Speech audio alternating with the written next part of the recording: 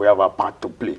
If you have any fault from from the government, we just have to go into the constitution and go by the rule of the land. There's a rule, and then you must follow it, and then use it to challenge them, to ask them questions, and they will definitely produce answers. And there are lawmakers that can come up and do something to make them fulfill their promises. Of course, some of those promises and manifestos they wrote are written, and so we can go back to them and begin to ask questions. Okay, so faith in God, faith in human beings. We've looked at both with examples of religion as well as faith in the government. What are the differences between both kinds of faith? Well, I've often said that the spiritual controls the physical. The first faith we should take note of is the faith in God, because it never fails. When you have faith in God and God promises something, it will never fail you. But you must watch your side of the covenant. It's two sides of the coin. You must know that God said this, I must go by this, and then you must do this. So if you do your part, God will definitely do his part. So on God's side, it's a balanced case. Humanity and divinity has a relationship, and the only magnet that puts two of them together is faith. Now, removing the faith from, between the humanity and divinity makes it useless. So you need to put your faith with God, and God will supply all your need according to his riches and glory. Then, we're talking about government. We appointed them into position, and then there are so many things they say, they promise us that they were going to do. Human being will always fail.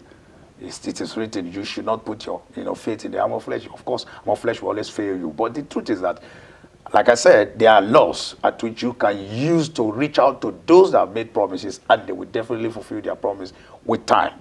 But everything must be followed, be due process. And if they fail, laws should take its place.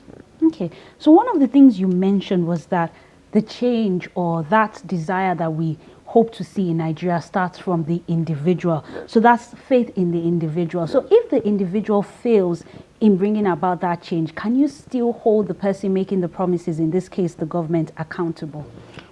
It's a united effort. And we must also know that this united effort has to come with everybody. We just have to join our hands together and stand as one Nigeria, one nation, one mind, and stand with one God to get sorted out some of the problems we have in our nation.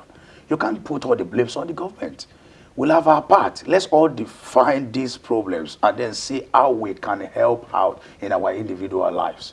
If, as a young student, you should begin to know that it's not right for you to do examination malpractice.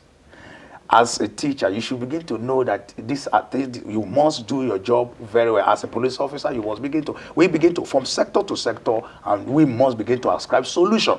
Then the government, they are trying their possible best. Of course, you see FCC going around trying to take people, use the law, arm of law to cop people.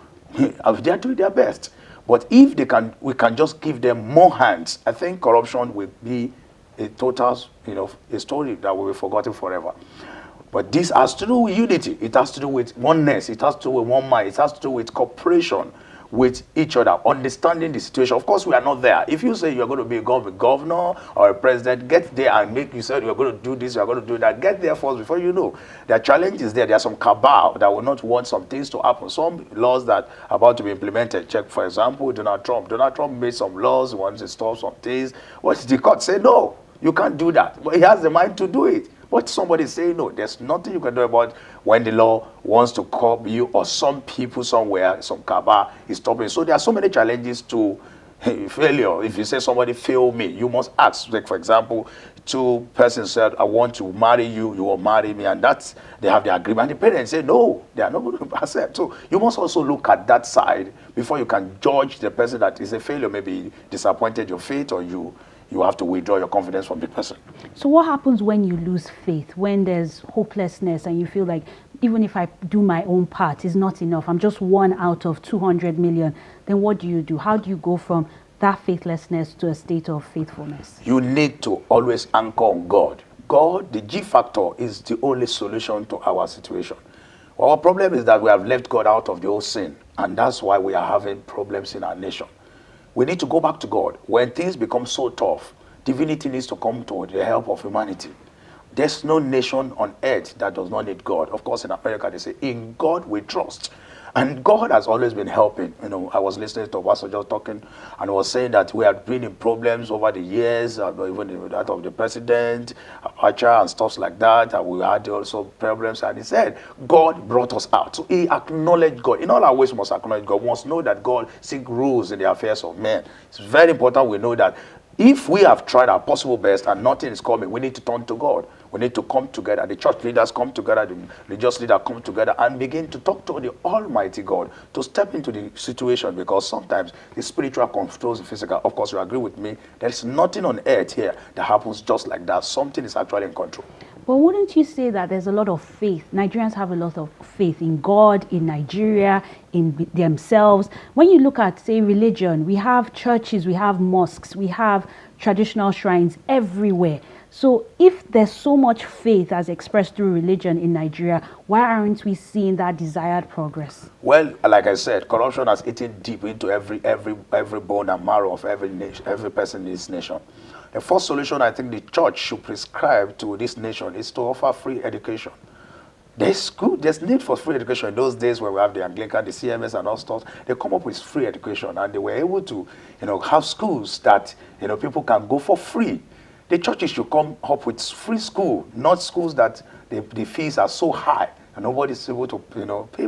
They should come up with something that will help the community. They should come up with trainings for their members that will alleviate poverty. It's very important for church to come up with solutions to our nation, in their own setting, in their own best way. All the religious leaders should come up with personal solutions for them.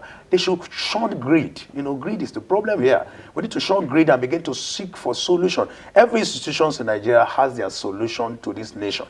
And everything in Nigeria has to do with destiny. There's something about Nigeria. Nigeria has a great destiny as a giant of Africa.